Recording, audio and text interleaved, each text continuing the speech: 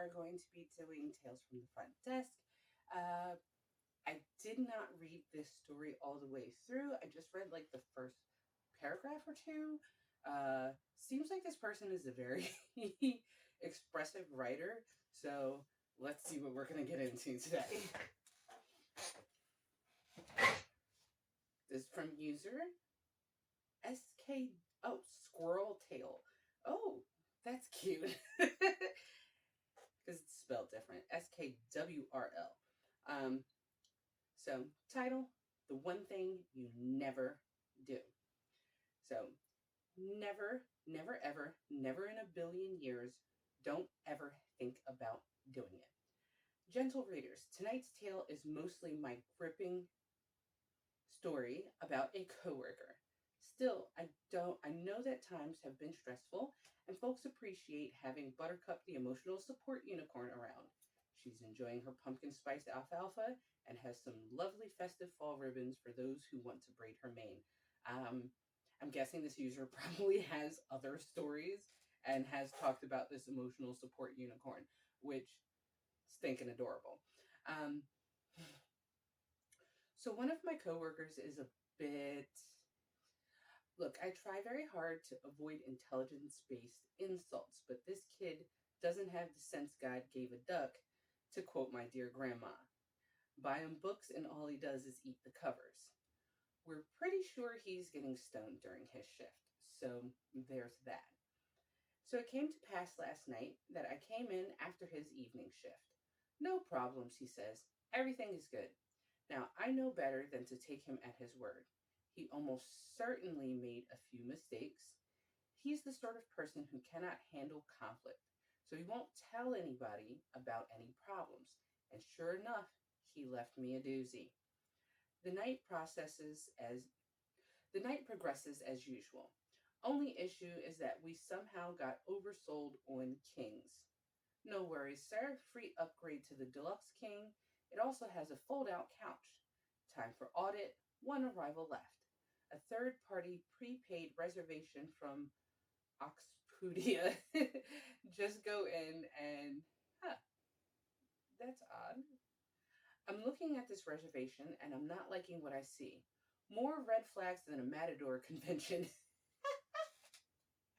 This person is a good writer. Okay, Squirrel Tail, you're funny. Um, First and foremost is the lovely.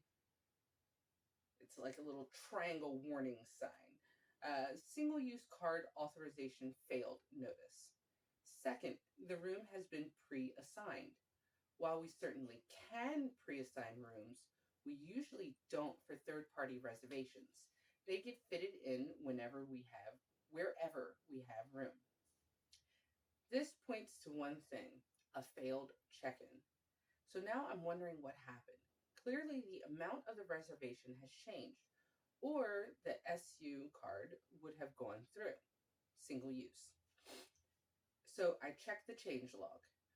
What is the one thing that must never, ever, under any circumstances, be done with a third party prepaid reservation? No changing the rates, no changing the room type, no changing the dates, no changing anything. Which I do kind of get that because it's a prepaid third party site. So hotels and the third party sites that book them, the hotel deals with the third party site and the third party site deals with the customer. So basically the changing the room, even if the customer requests it, that booking was technically made by the third party website.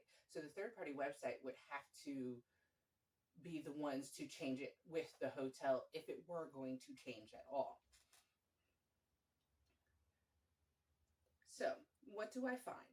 My coworker has changed everything. Bad words were said. It looks like the guest wanted only one night instead of two, so my eager coworker went ahead and ignored the warning pop-ups and adjusted the nights from two to one, and apparently hit the new rate button rather than the old rate, which changed the rates. Then he tried to check them in on the single-use card, which fails completely because it's for the wrong amount. Looking through the change log, I can actually tell when my coworker started to panic. After some more tries and not being able to reserve the changes he made, he hits upon a new solution. If you guessed that made things worse, you get a gold star and an extra unicorn sparkles. My esteemed colleague hit upon the idea of making a brand new and shiny reservation as a walk in with a different rate, a different room type, which sells us out of kings. Remember what happened earlier in this tale. And worst of all, using the guest's card as payment. Oh, and he misspelled the guest's name in case you thought he had any sort of competency left. It's not easy to make this many mistakes. You have to acknowledge that you are doing things you aren't supposed to be doing.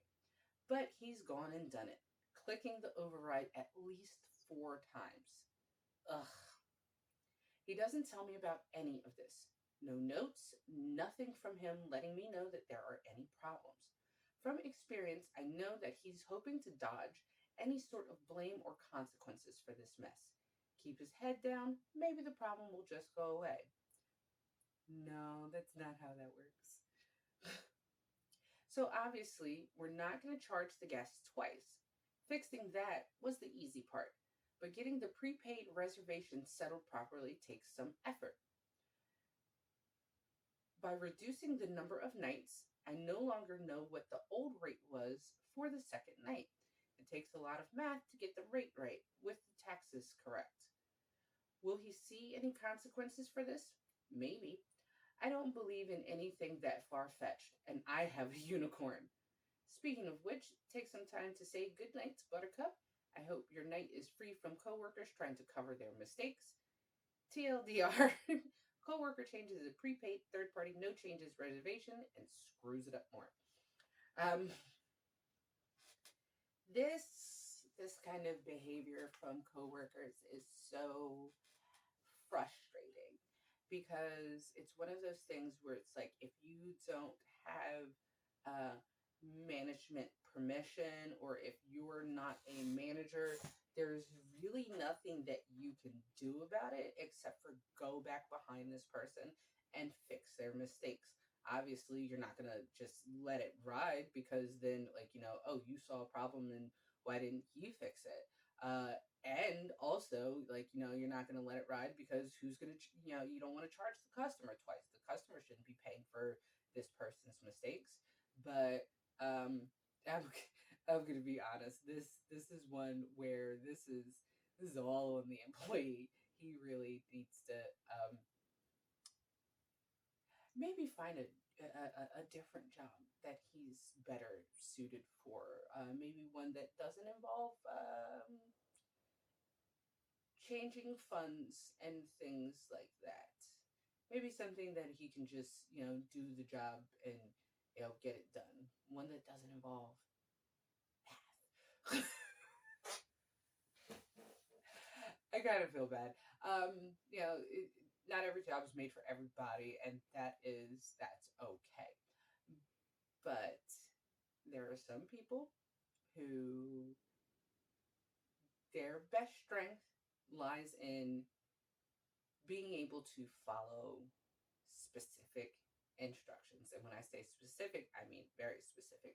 I once worked with a kid who he was very good as long as you told him exactly what to do. Pick up that thing there, put it over there. When you're done with that, come back to me for more instructions. Was it frustrating? Yes. But did he get everything done? That he was supposed to do? Yes. He just needed very specific instructions.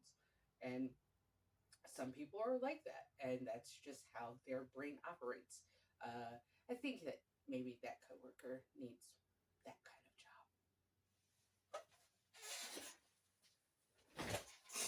Also, I know I said it the other day, but I gotta start writing scripts for these things.